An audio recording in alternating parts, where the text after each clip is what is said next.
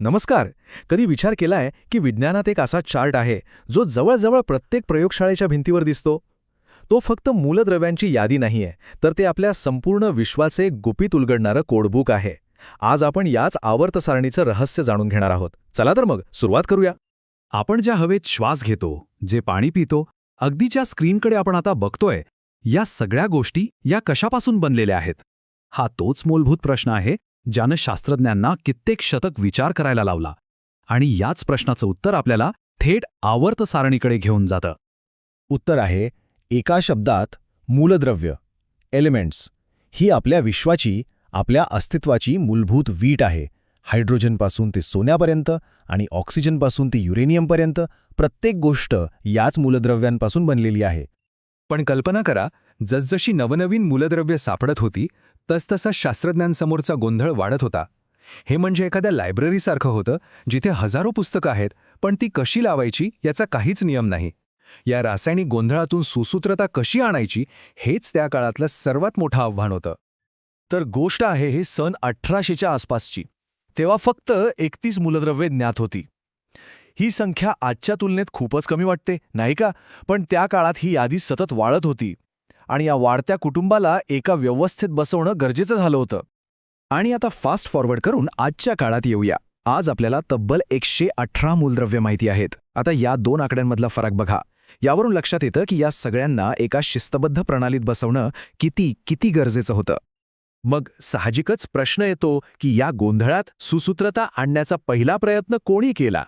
चला तर मग काही सुरुवातीच्या शास्त्रज्ञांच्या कामावर एक नजर टाकूया, ज्यांनी या रासायनिक कोड्याला उलगडण्याचा प्रयत्न केला.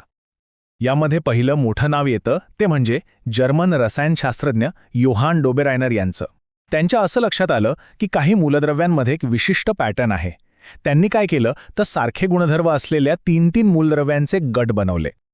हे बघा किती इंटरेस्टिंग आहे. लिथियम आणि पोटॅशियमच्या अणुवस्तुमानाची सरासरी काढली तर ती जवळपास सोडियमच्या अणुवस्तुमाना इतकीच येते.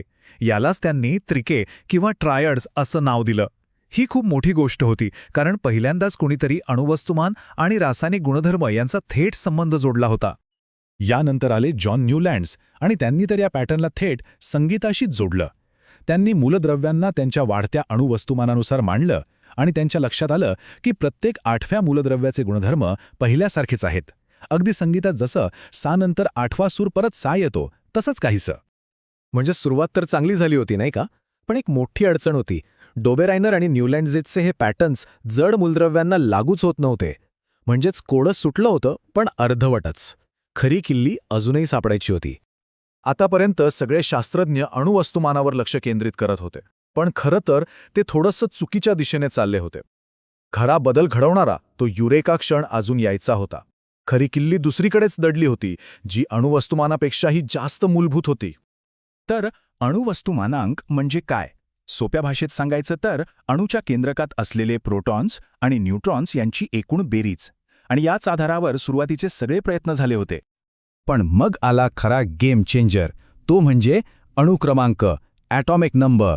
हा म्हणजे फक्त आणि फक्त प्रोटॉनची संख्या. आणि हीच प्रत्येक मूलद्रव्याची खरी ओळख आहे. त्याचा युनिक आयडी नंबर असं समजा. मग अणुक्रमांक हा अणुवस्तुमानापेक्षा श्रेष्ठ का? याचं कारण अगदी सोपं आहे. एकाच मूलद्रव्याचं अणुवस्तुमान बदलू शकतं, ज्याला आपण आयसोटोप्स म्हणतो. पण प्रोटॉनची संख्या ती कधीही बदलत नाही.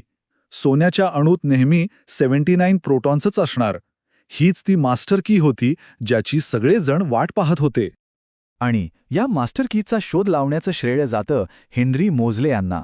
1931 मध्ये त्यांनी हे सिद्ध करून दाखवलं की मूलद्रव्यांचे गुणधर्म हे त्यांच्या अणुक्रमांकावर अवलंबून असतात, अणुवस्तुमानावर नाही. त्यांच्या याच कामामुळे आधुनिक आवर्त सारणीचा भक्कम पाया रचला गेला. तर आता आपल्याकडे खरी किल्ली आहे. कोडं सुटलंय. मग चला पाहूया की या किल्लीचा वापर करून जी आधुनिक आवर्त सारणी बनली आहे ती किती सुंदर आणि तर्कशुद्ध आहे. या सारणीतले जे उभे स्तंभ आहेत ना, त्यांना गट किंवा ग्रुप्स म्हणतात. यांना आपण मूलद्रव्यांची कुटुंब म्हणू शकतो, कारण एकाच कुटुंबातल्या सदस्यांसारखे यांचे रासायनिक गुणधर्म खूप जुळतात.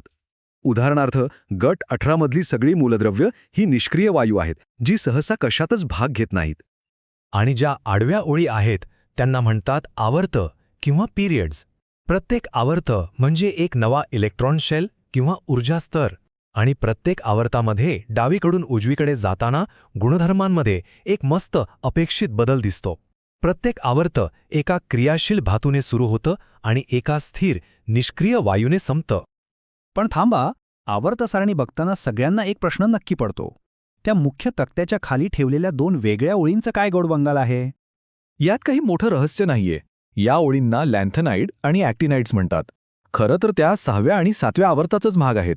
पण त्यांना तिथेच ठेवलं असतं तर आपली सारणी प्रचंड लांब, म्हणजे वाचायला आणि वापरायला खूपच अवघड झाली असती. म्हणूनच फक्त सोयीसाठी त्यांना खाली वेगळं ठेवलंय.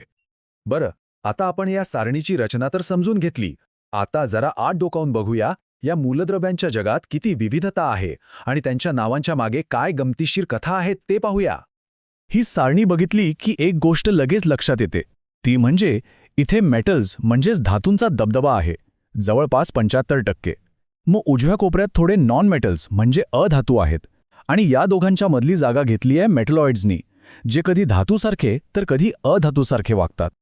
आणि नावांची तर काय गंमत आहे. काही नावं देशांवरून आहेत, जसं अमेरिकेवरून अमेरिसियम, जर्मनीवरून जर्मेनियम. काही महान शास्त्रज्ञांना आदरांजली म्हणून आहेत, आइन्स्टाईनच्या नावावरून आइन्स्टाईनियम. तर काही त्यांच्या रंगांवरून. या नावांच्या कथांमुळे ही सारणी खरंच जिवंत होऊन जाते. तर बघा, 31 मूलद्रव्यांपासून सुरू झालेला हा प्रवास आज 118 वर येऊन पोहोचलाय. पण विज्ञानाचा प्रवास इथेच थांबतो का? अजिबात नाही. ही सारणी जरी आज पूर्ण दिसत असली तरी शास्त्रज्ञांचे प्रयत्न सुरूच आहेत. कोण जाणे पुढचं नवं मूलद्रव्य कोणतं असेल आणि ते सापडल्यावर आपल्या विश्वाची कोणती नवीन रहस्य उलगडतील. विचार करायला लावणारा प्रश्न आहे, नाही का?